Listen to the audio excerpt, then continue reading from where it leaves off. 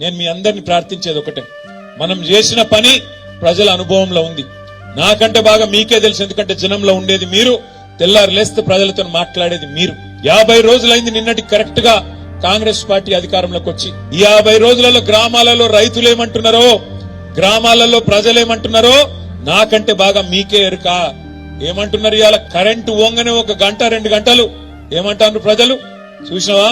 కేసీఆర్ చెప్పిందే నిజమైంది. కాంగ్రెస్ ఉంటే కరెంట్ ఉండదని కేసీఆర్ ముందే చెప్పిండు. ఆయన చెప్పినట్టే అయితాంది. చెప్పినట్టు వినకపోతే మీ అనే బాధ ఇలా రైతులు పడతాను. ఫోన్లు చూసుకుంటాను పాపం తెల్లారు లేచి. నీకు పడ్డదా అంటే రైతు బంధు నీకు పడ్డదా, నీకు పడ్డదా అంటే నీకు పడ్డదా. ఈ రోజు వరకు కూడా 2.5 ఎకరాల కంటే ఎక్కువ రైతు బంధు పడలేదు.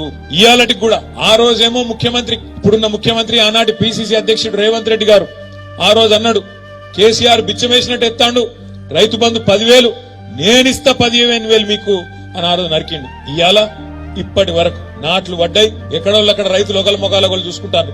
నీకు పడ్డాదిరా అంటే నీకు పడ్డాదిరా. ఇవాళ పరిస్థితి ఏంది? కేసీఆర్ ఉన్నప్పుడేమో రైతు బంధు ఒకటే వారం రోజుల లోపల 70 లక్షల మంది రైతుల ఖాతాల్లో 7,500 కోట్లు ఒక వారం రోజులు వస్తుండే.